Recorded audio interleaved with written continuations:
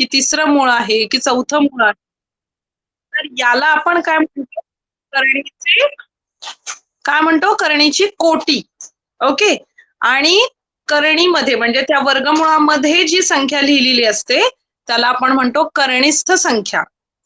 आता त्यांनी या करणीच्या कोटीचे जे काही संख्या आहेत त्यावर ज्या काही क्रिया होतात तर त्याचे एक्झाम्पल तुमच्या टेक्स्टबुक मध्ये दिलेले आहेत. तर आपण एकदा तुमच्या टेक्स्टबुक कडे जाऊ. टेक्स्टबुक मध्ये आपल्याला काय दिले नेक्स्ट पॉइंट तो आपण बघू आणि त्याच्यानंतर आपण एक्झाम्पल सॉल्व्ह करणार आहोत. बघा टेक्स्टबुक मध्ये काय दिलंय नेक्स्ट पॉइंट आहे. Just a minute. करणीची तुलना. काय दिलेलं आहे? करणीची तुलना. म्हणजे स्क्रीनवर आता तुम्हाला इथे काही क्वेश्चन दिसतील बघा. 6 वर्गमुळात 2 आणि दुसरा नंबर आहे 5 वर्गमुळात 2. तर अशा वेळी काय करायचं असतं की आपल्याला माहिती नाहीये की कुठला नंबर जो दिलेला आहे तो या दोन करणीमधला मोठा आहे. तर यासाठी त्याचं रूपांतर पूर्णपणे करणीमध्ये करावं लागतं. म्हणजे काय, आता हेच एक्झाम्पल मी तुम्हाला स्क्रीनवर सॉल्व्ह करून दाखवते. पहिला आपला नंबर आहे 6 वर्गमुळात 2 आणि दुसरा आहे 5 वर्गमुळात 5. एक मिनिट. 6 वर्गमुळात 2. मी आधी प्रश्न लिहून स्क्रीनवर तुम्हाला दाखवते. 6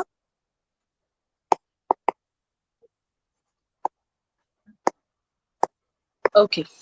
6 वर्गमुळात 2 आणि 5 वर्गमुळात 5. आता असे जेव्हा दोन नंबर दिलेले असतात तर यामध्ये आपल्याला या कोटीमध्ये करणीच्या कोटीमध्ये आपल्याला चेक करायचे की करणीमध्ये कोणती संख्या मोठी आहे.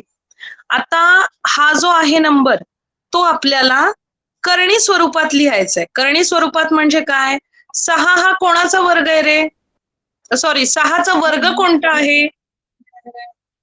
6चा वर्ग काय आहे? 6चा वर्ग 6चा वर्ग काय असतो? अरे 6चा वर्ग 6 गुणिले 6 उत्तर काय येतं? 36. Very good. म्हणजे आपण हा 6 हा नंबर वर्गमुळात 36 लिहू शकतो का रे? Yes, ma'am. हा. येस. आणि हा जो आहे तो वर्गमुळात 2. आता या दोघांमध्ये गुणाकाराचं चिन्ह असतं. ठीक आहे. काहीही दिलेलं नाही म्हणजे गुणाकार असतो. आणि इकडे 5 याला आपण वर्गमुळात 25 असं लिहू शकतो. म्हणजे करणी स्वरूपात लिहू शकतो.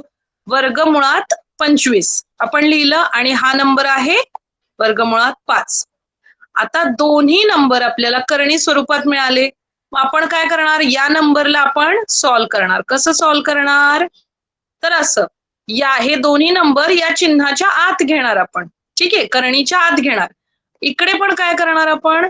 25 गुणिले 5. ओके. म्हणजे इथे काय झालं? 36 दुणे किती झाले?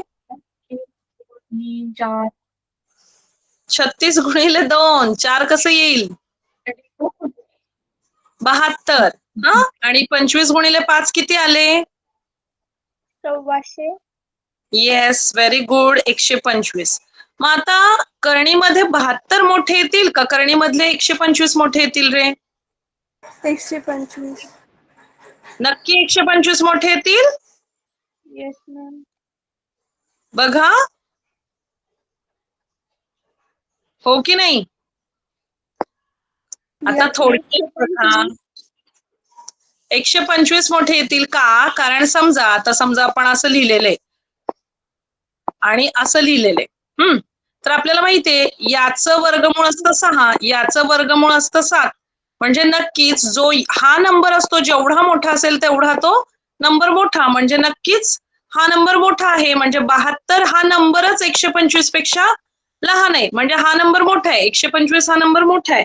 म्हणजे तुमचं शेवटचं उत्तर काय येणार? म्हणून हे 3 आपण डॉट देतो. म्हणून 6 वर्गमुळात 2 म्हणजे 72 म्हणजेच काय दिलेले? हा वर्गमुळात जो 72 होता तो आपण कसा पहिला नंबर होता आपला? 6 वर्गमुळात 2. हा लहान आहे 5 वर्गमुळात 5च्या. आणि हे झालं आपलं करणी तुलना म्हणजे ही करणी मोठी की ही करणी मोठी, तर यामध्ये ही करणी मोठी आली. लक्षात आलं? Yes, ma'am. ओके. अजून एक एक्झाम्पल मी तुमच्या टेक्स्टबुक मधलं बघून एक्झाम्पल लिहिते. 8 7 वर्गमुळात 2 आणि 5 वर्गमुळात 3. 7 वर्गमुळात 2. 1 मिनिट. 7 वर्गमुळात 2 आणि 5 वर्गमुळात 3 असे नंबर आहेत. आता यामध्ये शोधायचं आहे आपल्याला पहिला नंबर मोठा आहे म्हणजे पहिली करणी मोठी आहे का दुसरी करणी मोठी? तर यासाठी काय करावं लागेल? पुन्हा एकदा या नंबरला तुम्हाला करणी स्वरूपात लिहावं लागेल. 7चा वर्ग किती? 49. 49 आणि इथे येणार वर्गमुळात 2 आणि इकडे बघा 5चा वर्ग करणार आपण. किती आला? 25. पण तो वर्गमुळात लिहायचा आणि पुन्हा आहे वर्गमुळात 3. आता याला आपल्याला एकत्र घ्यायचे. 49 गुणिले 2 आणि इकडे येणार 25 गुणिले 3. हो की नाही? म्हणजे इथे 9 दुणे 18 आणि हातचा आला 1. 4 दुणे 8 आणि 1 9 आणि इकडे काय येणार आहे? 25 त्रिक 75. मग आता यामध्ये करणी कोणती मोठी असते रे? यामध्ये नंबर आधी आपण बघू. जर आपण हे नंबर लिहिले तर यामधला नंबर मोठा कोणता? पहिला. पहिला नंबर मोठा. मग आता पहिला नंबर मोठा म्हणजे ही पण संख्या मोठी. म्हणजे आता याचा ओरिजिनल नंबर आपल्याला लिहावा लागेल. म्हणजेच काय? म्हणून ही करणी पुढच्या करणीपेक्षा मोठी आहे. हे झालं तुमचं काय झाला? काय बघितलं आपण हे? हा मुद्दा कोणता बघितला आपण? करणीचा. तुलना. करणीची तुलना बघितली आपण. हा. तुलना म्हणजे काय? दोन्ही करणी सारख्या आहेत की त्यातली एक करणी छोटी आहे आणि दुसरी करणी मोठी आहे. याचं जे काही एक्सप्लेनेशन आहे ते मी आता दिलं की तुम्हाला कशा प्रकारे करणीची तुलना करायची आहे. जेव्हा एखादा नंबर दिलेला असतो तो पूर्णपणे करणीमध्ये तुम्हाला आधी रूपांतरित करावं लागतं आणि त्याच्यानंतर तुम्हाला त्या नंबरवरून ठरवावं लागतं की कोणती करणी छोटी आहे आणि कोणती करणी मोठी आहे. ओके. आता पुन्हा एकदा तुम्हाला तुमच्या टेक्स्टबुक तुम्हाला एकदा शेअर करते म्हणजे तुम्हाला लक्षात येईल की आता आपण कोणतं एक्झाम्पल बघितलं. ठीक आहे. तर आता आपण बघितलं होतं ते हे एक्झाम्पल. माईक कोणाचं ऑन आहे?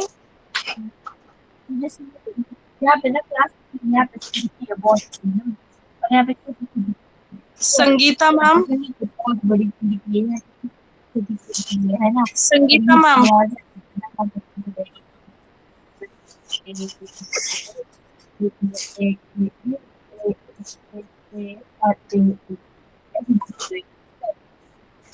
तो ओके. यहाँ पे एक और क्लास आय थिंक मॅम का ही माईक ऑन है. और यहाँ जस्ट अ मिनिट. ठीक है और जैसे ये यहाँ पे बालकनी है ना ठीक है हाँ तो इस दुकान पे यहाँ पर है ना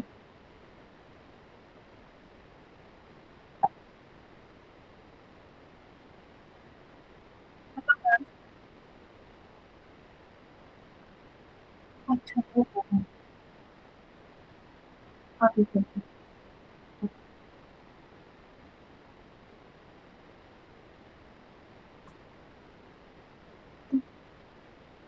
ओके.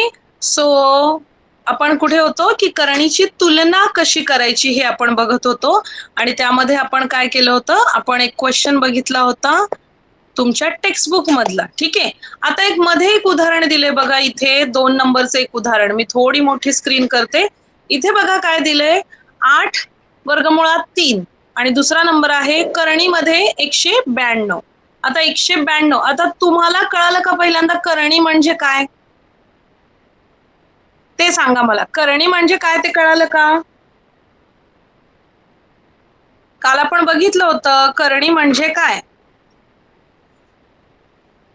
आठवलं का? हम्म. हो की नाही? करणी म्हणजे काय? की ज्या संख्येला मूळ ह्या चिन्हातून पूर्णपणे बाहेर काढता येत नाही. म्हणजेच काय? आता बघा 192 हा जो नंबर आहे, या 192चं आपल्याला उत्तर मिळतं का रे? जसं वर्गमुळात 25चं उत्तर मिळतं 5, तसं 192चं मिळतं का आपल्याला? येस और नो? तुम्हाला आवाज येतोय का सगळ्यांना? येस मॅम येतोय. इकडे लक्ष द्या. मी काय प्रश्न विचारला? करणी म्हणजे काय? करणी म्हणजे काल आपण एक्झाम्पल बघितलं होतं. जर वर्गमुळात 25 असा आपला नंबर असेल, तर आपल्याला माहितीये की 25 हा 5चा वर्ग आहे. मग 5चा वर्ग आहे म्हणजे वर्गमुळात 25चं उत्तर 5 मिळतं आणि 5 ही आपण परिमेय संख्या धरू शकतो. का धरू शकतो? 5/1 म्हणजेच ती परिमेय संख्या आहे. परंतु करणी कधी आपण म्हणतो? ज्यावेळी त्याचं मूळ, त्या संख्येला आपण मुळातून बाहेर काढू शकत नाही. मूळ म्हणजे त्या चिन्हातून, वर्गमुळाच्या चिन्हातून. जसं आत्ताचं जे एक्झाम्पल होतं, तिथे होतं काय होतं की करणीमध्ये 192. आता 192चं वर्गमूळ आपल्याला नाही काढता येत. म्हणजे काय? 192 हा कोणत्याच संख्येचा वर्ग नाहीये. मग अशा वेळी त्याला आपण काय म्हणतो? करणी असं म्हणतो. समजलं आता?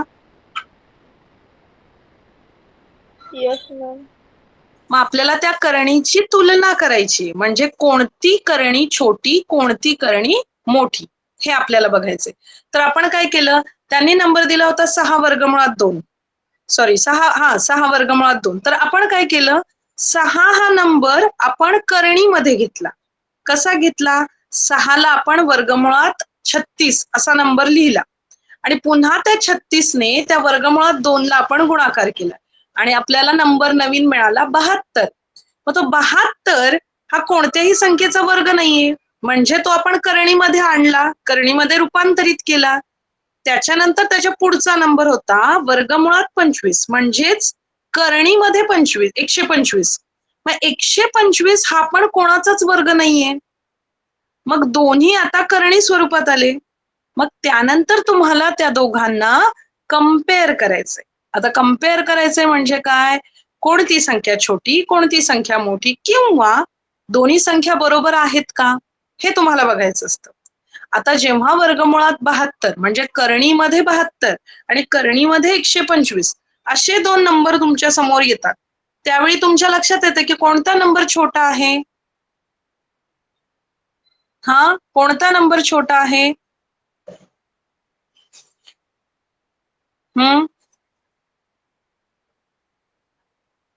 कोणता नंबर छोटा आहे? करणीमध्ये 72 की करणीमध्ये 125?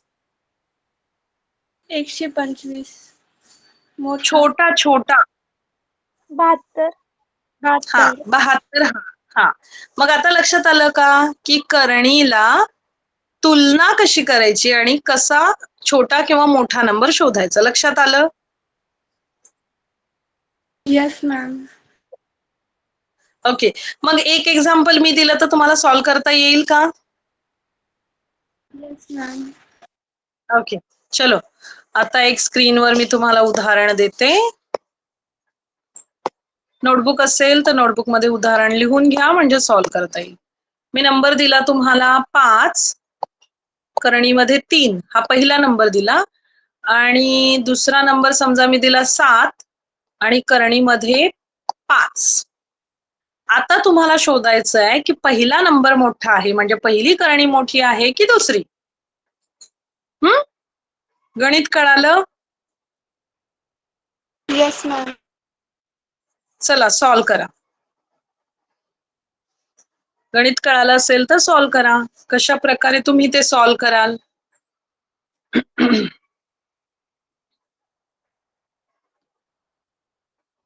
आपल्याला पहिली जी पायरी आहे हे गणित सोडवताना, त्याला आपण काय करतो की जो काही नुसता नंबर आहे त्याला आपण करणीमध्ये रूपांतरित करतो.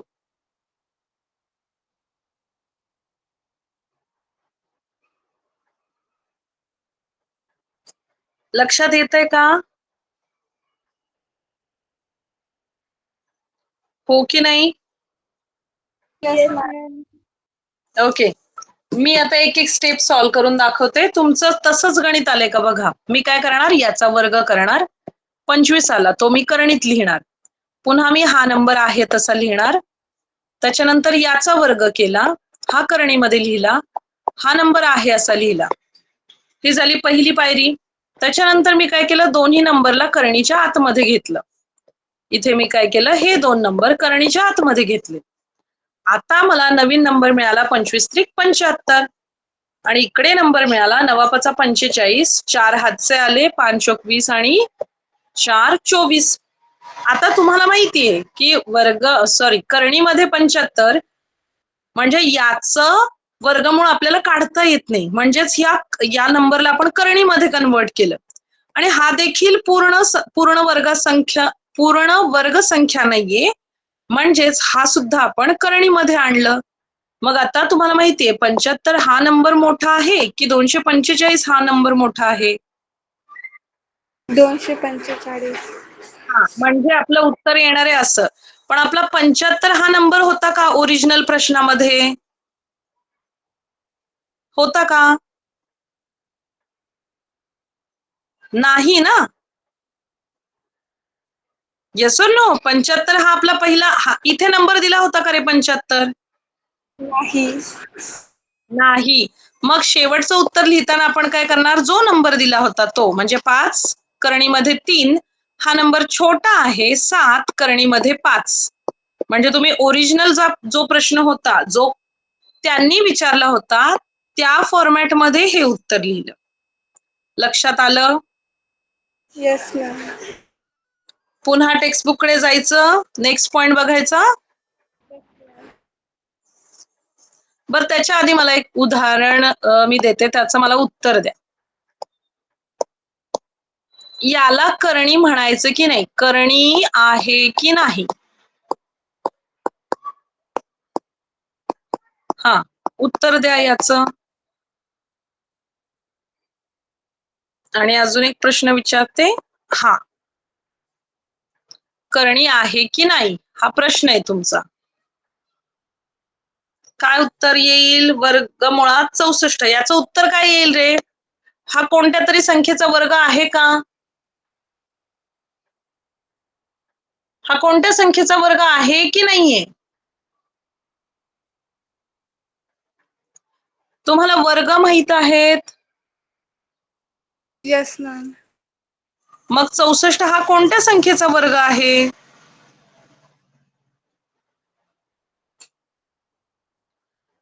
नाही आठवते? 8चा हा, 8चा वर्ग आहे 64. Very good, very good. 8चा वर्ग आहे 64. म्हणजे याचं उत्तर आपल्याला मिळतंय ना. याचं उत्तर मिळालं म्हणजे ही करणी नाहीये. ओके. आता याचं उत्तर मिळेल का रे? 10 हा कोणाचा तरी वर्ग आहे का? नाही. नाही. जर तुम्ही असं दिलं वर्गमुळात 9, तर याचं उत्तर मिळू शकतं 3. म्हणजे 9 हा 3चा वर्ग आहे. त्यावेळी ही करणी नसते, कारण तुम्हाला साधा नंबर मिळाला. पण ज्यावेळी अशा स्वरूपात, करणी स्वरूपात नंबर मिळतो, म्हणून त्याला आपण म्हणतो करणी आहे. आणि इथे करणी नाही, कारण इथे करणीचं चिन्ह, हे जे करणीचं चिन्ह आहे हे गायब होतं. याला आपण म्हणतो करणी, या चिन्हाला म्हणतो करणी. ओके. आणि जर मी असं लिहिलं, या नंबरला म्हणायचं करणीस्थ संख्या, करणीस्थ संख्या असं म्हणायचं. परत या चिन्हाला म्हणायचं करणी, आणि याला काय म्हणतो? करणीची कोटी. काय म्हणतो? करणीची कोटी. आलं लक्षात? हो की नाही? हो की नाही? तुम्ही उत्तर दिलं तर मला कळेल. Yes, ma'am. Okay, just a minute. आता मी तुम्हाला तुमच्या टेक्स्टबुक मधलंच एक्झाम्पल देऊन तुम्हाला दाखवते. बघा, इथे आपण काल बघितलं होतं की ज्यामध्ये हे बघा, आता या चिन्हाला आपण काय म्हणतो? करणीचं चिन्ह. स्क्रीनवर दिसतंय ना चिन्ह ते, आणि त्यामध्ये जो काही नंबर लिहिलाय म्हणजे हा जो n आहे याला म्हणतो करणीची कोटी. इथं दिलेलं आहे करणीची कोटी. आणि ए म्हणजे त्याच्या आत, करणीच्या आत जे काही नंबर लिहिलेला आहे त्याला आपण म्हणतो करणीस्थ संख्या. आता कळालं का? Yes ma'am. आता इथे बघ, प्रश्न जो दुसरा आहे म्हणजे एक्झाम्पल जे दुसरं आहे ज्यामध्ये करणीची कोटी 3 आहे आणि करणीस्थ संख्या 27 आहे, म्हणजे 27चं तिसरं मूळ कोणतं आहे? म्हणजे काय, 27 हा कोणाचा तिसरा घातांक आहे, म्हणजे कोणती संख्या 3 वेळा गुणाकार केल्यानंतर 27 मिळतं. तर याचं उत्तर येतं, कोणतं येतं? 3 गुणिले 3 गुणिले 3 म्हणजे 3 त्रिक 9, 9 त्रिक 27. म्हणजे तुम्हाला ही करणी सोडवल्यानंतर उत्तर मिळतंय 3, म्हणजे तुमचं ते करणीचं चिन्ह गायब होतं, म्हणून ती करणी नाहीये. आणि ज्यावेळी ते चिन्ह आहे असं राहतं त्यावेळी ती करणी आहे. लक्षात आलं का? कालचं मी थोडंसं अजून एक्सप्लेन केलं, लक्षात आलं? मॅम. ओके. आता इथे अजून एक पॉइंट होता, सजातीय करणी.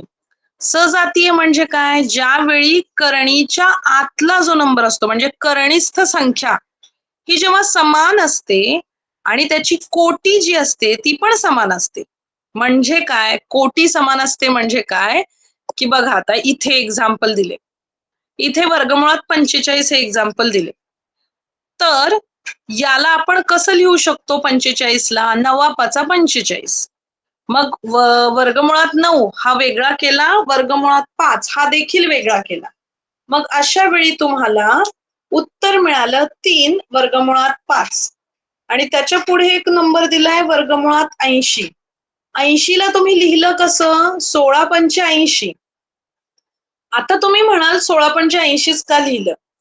तर 16 हा आपल्याला वर्ग मिळतोय, कशाचा? 4चा. म्हणजे आपण त्या 16च्या करणीला सॉल्व करून आपल्याला एक नंबर मिळतो. मग तिथे आपल्याला 4 वर्गमुळात 5 ही संख्या मिळाली. आता आपल्या दोन संख्या कोणत्या होत्या? वर्गमुळात 25 आणि वर्गमुळात 80. त्याला आपण काय केलं? 3 वर्गमुळात 5 आणि 4 वर्गमुळात 5 या रूपात मांडलं. आता यामध्ये वर्गमुळात 5 म्हणजे जी करणीस्थ संख्या आहे ती सारखी आहे आणि जो काही त्याच्या कोटीचा नंबर आहे, कोटी जी आहे करणीची कोटी ती 2 आहे. मग दोन्ही नंबरची करणीची कोटी समान आहे आणि करणीस्थ संख्या समान आहे. अशा वेळी त्याला आपण म्हणतो सजातीय करणी. मला फक्त समजलं की नाही सांगा? समजलं का? येस मॅम, बट तुम्ही एकदा स्क्रीनवरती दाखवा सोडून. ओके, स्क्रीनवर दाखवू? Just a minute. Okay, example होतं आपलं, एकच मिनिट.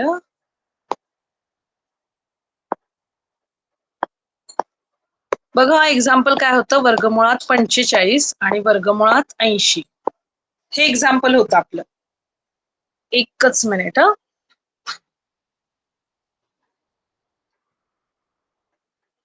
तर वर्गमुळात 45 याला काय होतं? वर्गमुळात 45ला आपल्याला सोप्या नंबर मध्ये आपल्याला कन्व्हर्ट करायचे. सोप्या नंबर मध्ये कन्व्हर्ट कसं करणार आपण? की एक नंबर असा शोधायचा की तो त्याचा वर्ग असला पाहिजे. ओके, म्हणजे काय की 45 या नंबरला आपल्याला स्प्लिट करता येतं का ते बघायचं. स्प्लिट करता येतं का म्हणजे काय? तो नंबर 2 नंबरच्या गुणाकारामध्ये लिहायचा. म्हणजे कसं बघा, हा नंबर मी कसा लिहू शकते? 45 हा 9 × 5 = 45. आता हा नंबर जर मी 15 त्रिक 45 असा लिहिला तर यामध्ये कोणतीच संख्या पूर्ण वर्ग संख्या नाहीये. 15 हा पण कोणाचा वर्ग नाहीये आणि 3 हा पण कोणाचा वर्ग नाही, म्हणजे अशा प्रकारे नाही लिहू शकत. मग मी काय केलं, असा नंबर शोधला की ज्यामध्ये वर्ग आहे.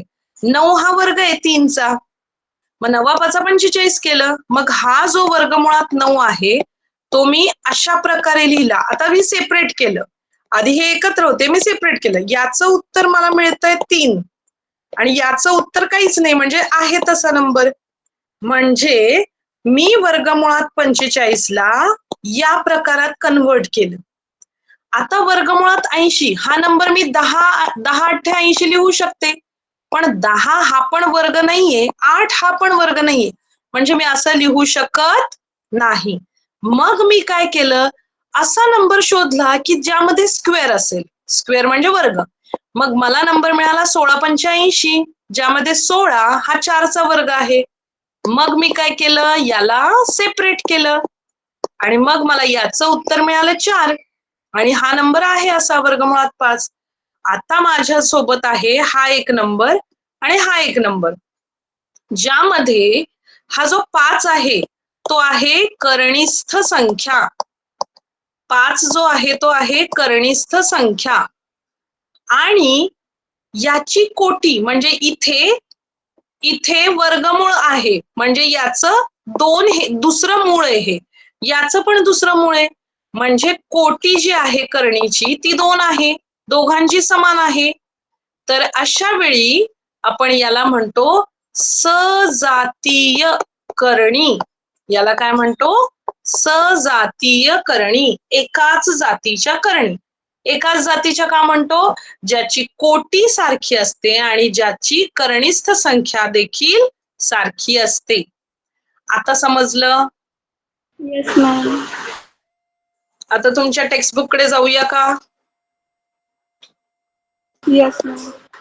Okay, just a minute. तुमच्या टेक्स्टबुक कडे जाऊ आपण. टेक्स्टबुक मध्ये बघा, मी आता जे एक्झाम्पल दिलं तेच दिले.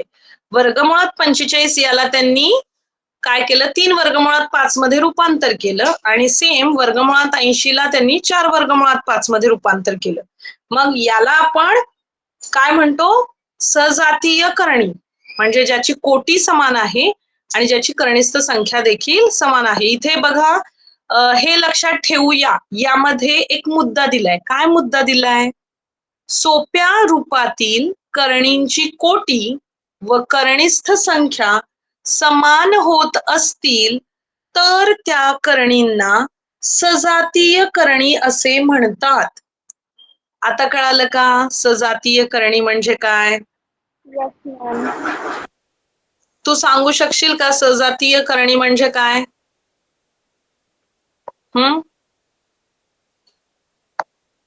जेव्हा करणी आणि कोटी सेम असते आणि कनिष्ठ संख्या समान असते त्याला सजातीय करणी म्हणतात. Very good Harshada, very good, very good. म्हणजे आता तुझ्या लक्षात आलं ऍक्च्युली करणी म्हणजे काय, सजातीय करणी म्हणजे काय आणि करणींची तुलना कशी करायची. तुलना करताना काय करायचं की जो नंबर दिलाय त्याला करणीमध्ये रूपांतर करायचं.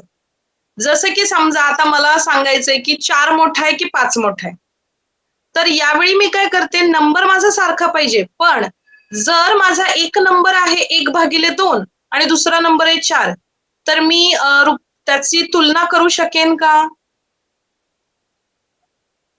Yes ma'am. बघा, नंबर वेगवेगळा आहे, पण त्याला आपल्याला काय करावं लागतं, कन्वर्ट करावं लागतं सारख्या प्रमाणात. बघ, कधीही जेव्हा तुलना होते ना, त्यावेळी त्याचं जे माप असतं, म्हणजे काय, ज्यामध्ये मोजतात ते सारखं असावं लागतं. म्हणजे काय, जर मी तुला प्रश्न विचारला की 1 किलो कांदे आणि 1 लिटर दूध यामध्ये मोठं कोण, तू सांगू शकशील का? नाही. का नाही सांगू शकणार?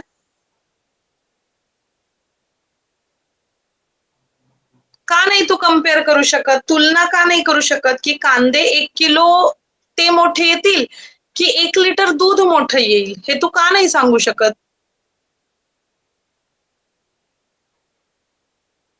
कारण दोघांचं जे मोजमाप करण्याचं जे काही माप आहे ते वेगवेगळं आहे, हो की नाही?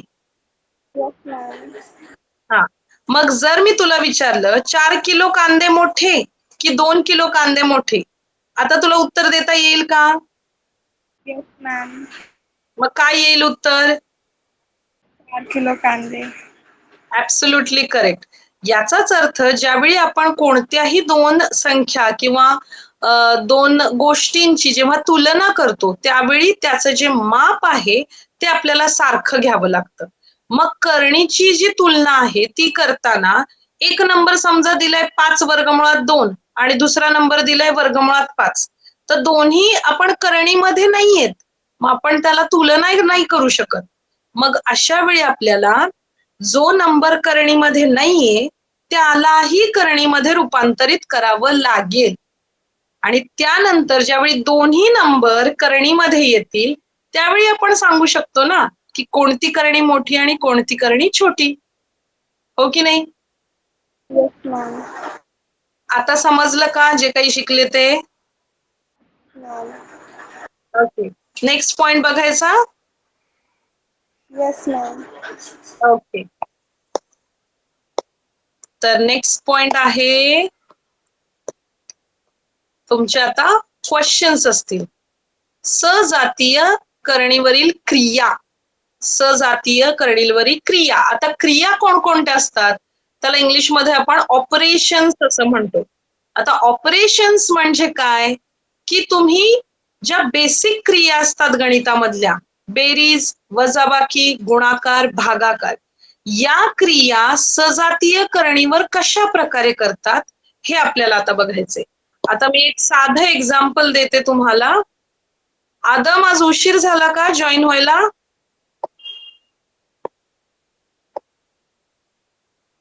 आदम? ओके.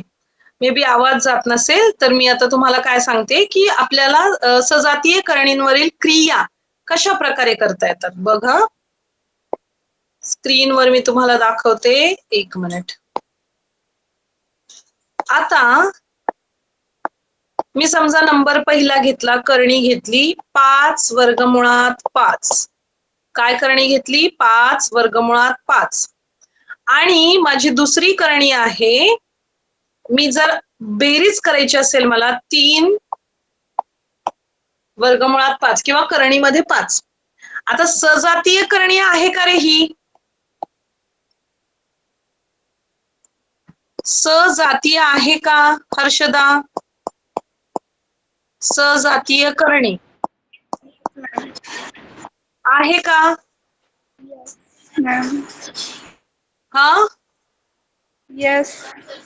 येस आहे. कारण हा जो नंबर आहे करणीस्थ संख्या ही सारखी आहे आणि याची जी कोटी आहे म्हणजे हे करणीचं चिन्ह त्याचा आतलं मूळ जे आहे ते वर्गमूळ आहे, दोघांचं सारखं आहे, म्हणजे ही काय आहे? सजातीय करणी आहे. मग याची बेरीज आपण करू शकतो. तर कशी करू शकतो? याच्या सोबतचा नंबर हा पण एकत्र लिहायचा आणि मधलं जे काही चिन्ह आहे ते त्याला द्यायचं. मग अशा वेळी 5 अधिक 3 आणि याच्या पुढे आपण लिहितो वर्गमुळात 5 म्हणजे करणी 5. हा एकदाच लिहायचा, कारण दोन्ही ठिकाणी हा आहे, मग तो एकदाच लिहायचा आणि त्याच्या सोबत जे काही नंबर दिले त्याची बेरीज करायची. आणि आता उत्तर आपल्याला मिळणार आहे 8 करणीमध्ये 5. समजलं? Yes ma'am. आता समजा मी असंच एक उदाहरण घेतलं की 10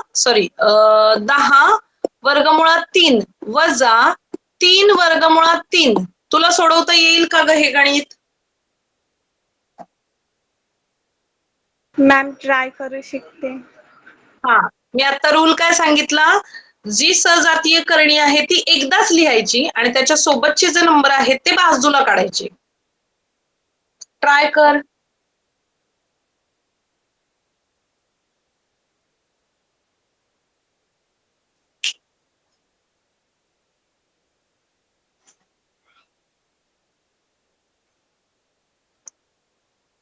पहिली स्टेप सांगशील का? Yes ma'am. हा सांग. ब्रॅकेट मध्ये पहिले 10 लिहायचं वजा 3. हा, करणीमध्ये 3 लिहायचं. Very good. आणि उत्तर काय येणार?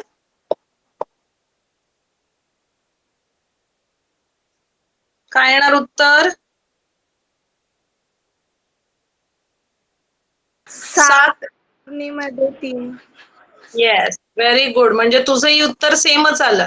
म्हणजे आता तुला लक्षात आलं की बेरीज आणि वजाबाकी कशी करायची. समजलं का बेरीज वजाबाकी कशी करायची? Yes ma'am. आता समजा मला गुणाकार करायचंय. बघ मला गुणाकार करायचंय. मी इथे लिहिलं 3 करणीमध्ये 2 आणि याला मला गुणाकार करायचंय 5 करणीमध्ये 2. तर मी कसा करेन? पुन्हा एकदा तोच नियम वापरायचा. 3 आणि 5. आता इथे गुणाकार आहे म्हणून मी या दोन संख्यांचा गुणाकार केला. आता वर्गमुळात 2 एकदाच नाही लिहायचं, कारण हा गुणाकार आहे. बेरीज असते तर एकदा लिहू शकतो, पण हा तर गुणाकार आहे. मग इकडे पण वर्गमुळात 2 गुणिले वर्गमुळात 2 करावंच लागेल, कारण गुणाकार दिलेला आहे. मग अशा वेळी उत्तर काय येणार? 5 त्रिक 15 आणि वर्गमुळात 2 गुणिले वर्गमुळात 2 म्हणजे वर्गमुळात 4. 2 बे 2 4. पण याचं उत्तर माहितीये की 4 हा 2चा वर्ग आहे, म्हणजे याचं उत्तर येणार 30. लक्षात आलं? Yes ma'am. आता मी अजून एक उदाहरण देते, ते तू सोडवून दाखव मला. गुणिले वर्गमुळात 3. सोडव आता. Yes ma'am. हा.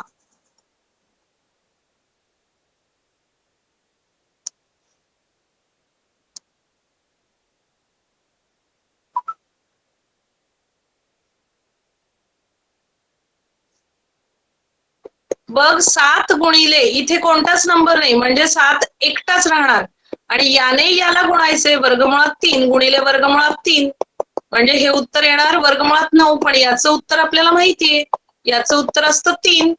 म्हणजे उत्तर आलं आपलं 7 त्रिक 21. आलं की नाही? Yes ma'am. आता लक्षात आलं? Yes ma'am. आता आपण टेक्स्टबुक कडे जाऊया.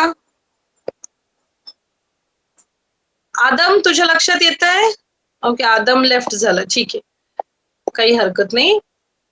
टेक्स्टबुक कडे जाऊ आपण. टेक्स्टबुक. ओके, बघ आता इथे जे दुसरं उदाहरण होतं त्यामध्ये काय होतं? वजाबाकी दिली आहे. पहिलं उदाहरण तर तुला कळालं की पहिले 2 जे त्याच्या सोबतचे नंबर आहेत त्याची बेरीज करायची आणि वर्गमुळात 3 एकदाच लिहायचं. आता सेम वजाबाकीसाठी तोच रूल आहे. जी करणी आहे ती एकदाच लिहायची आणि त्याच्या सोबतचे जे नंबर आहेत त्याची वजाबाकी करायची. आता 7 वजा 29, तर यामध्ये 29 ही मोठी संख्या आहे, त्यामधून 7 वजा करायचे म्हणजे येणार 22. पण इथे वजा 22 का दिलेत? कारण हा जो वजाबाकी करतानाचा मोठा नंबर होता त्याचं चिन्ह हे वजा होतं, म्हणून उत्तराला पण चिन्ह येणार वजा 22. ओके. आता त्याच्यानंतर त्यांनी काय केलं होतं? गुणाकार कसा दाखवलाय बघा. गुणाकार इथे करणीमध्ये 7 आणि करणीमध्ये 42 असं एक उदाहरण आहे. आता गुणाकार करताना नंबर गुणाकार करायचे म्हणजे त्या दोन्ही नंबरला एका करणीच्या मध्ये लिहावं लागेल. म्हणजे कसं? 7 गुणिले 42. पण यांनी इथे कसं सोडवलंय बघा. 42 हा नंबर पुन्हा एकदा वेगळ्या स्वरूपात लिहिला. कसा लिहिला? 7 गुणिले 6 म्हणजे 42. म्हणजे इथे उत्तर काय मिळालं तुम्हाला? 49 गुणिले 6. इथे स्क्रीनवर जर मी लिहिलं तर तुला दिसतं का? Yes ma'am. एक मिनिट.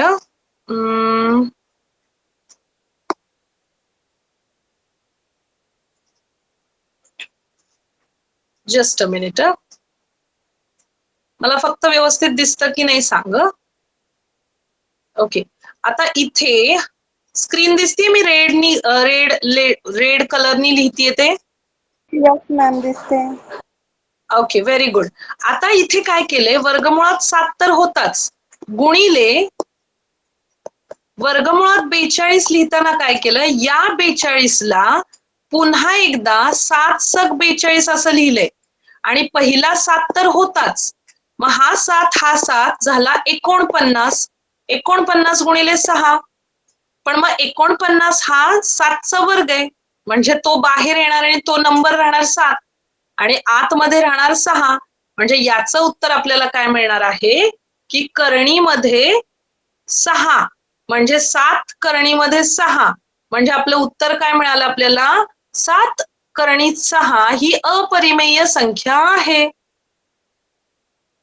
लक्षात आलं का कसं मिळालं उत्तर आपल्याला?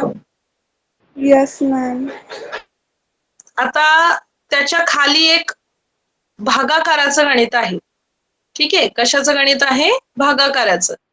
तर अशा वेळी पुन्हा एकदा तोच रूल आपल्याला अप्लाय करायचंय. काय करायचंय? तोच रूल अप्लाय करायचंय आपल्याला. तर कसं करणार आपण? हे बघ आता, जस्ट अ मिनिट. मी आता तुला पुढचं गणित दाखवते. यामध्ये मी काय केलं?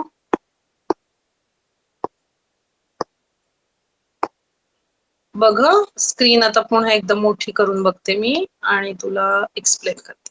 ओके, आता हे आहे गणित. तर इथे त्यांनी काय केलं? करणीमध्ये 125 भागिले करणीमध्ये 5 याला सॉल्व्ह करताना काय केलं? 125 हा नंबर 5च्या फॉर्मॅटमध्ये येऊ शकतो का? म्हणजे कसं? 25 5 सव्वासे, म्हणजे या 125 ला आपण लिहिलं कसं? 25 5 सव्वासे आणि खाली तर वर्गमुळात 5 म्हणजे करणी 5 होती. आता हा 25 हा 5चा वर्ग आहे, म्हणजे हा याच्यातून बाहेर पडणार करणीतून, म्हणजे इथे उत्तर येणार 5 आणि करणीमध्ये 5 आणि खाली पण होतं करणीमध्ये 5. मग हे करणीमधले 5 हे करणीमधले 5 हे कॅन्सल झाले. कॅन्सल का होतात? कोणताही नंबर त्याच नंबरने भाग लावला तर तो त्याचं उत्तर 1 असतं. आता उरलं काय सांग मला यामध्ये? उत्तर काय उरलं इथं?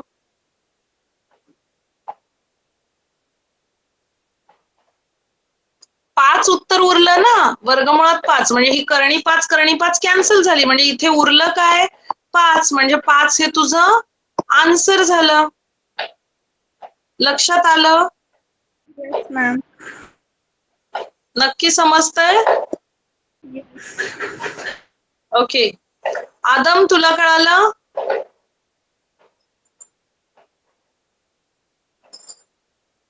येस और नो? समजलं का? Yes ma'am. ओके, एक मिनिट. मग आता आज आपण काय काय शिकलो बघा. करणी म्हणजे काय पुन्हा एकदा बघितलं. करणीची कोटी म्हणजे काय? करणीस्थ संख्या म्हणजे काय? सजातीय करणी म्हणजे काय? आणि ज्यावेळी 2 करणी दिलेल्या असतात किंवा करणीसोबत एखादा नंबर दिलेला असतो त्यावेळी त्या करणींची तुलना कशी करायची? तुलना म्हणजे काय? की कोणती संख्या मोठी, कोणती करणी मोठी, कोणती करणी छोटी, हे आपण शोधलं. आणि त्याच्यानंतर सजातीय करणींवरील क्रिया या देखील आपण कशा प्रकारे करायच्या? ज्यावेळी बेरीज असते, वजाबाकी असते, त्यावेळी आपल्याला काय करावं लागतं? करणी ही एकदाच लिहायची आणि त्याच्या सोबतचे जे नंबर असतात ते आपल्याला बेरीज किंवा वजाबाकी करून सोडवायचे असतात. ठीक आहे. आणि जेव्हा भागाकार किंवा गुणाकार असतो, गुणाकाराच्या वेळी त्या करणीमध्ये ते 2 नंबर एकत्र आले पाहिजेत, त्याचा गुणाकार झाला पाहिजे आणि मग उत्तर येतं.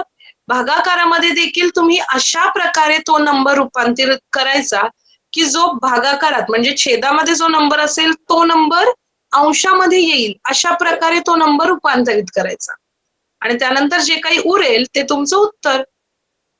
समजलं? Yes ma'am. ओके. तर नेक्स्ट जो पॉइंट आहे तो आपण नेक्स्ट क्लासमध्ये बघू. Okay, okay ma'am. चलो bye bye. Bye ma'am. Good night ma'am. Bye, good night.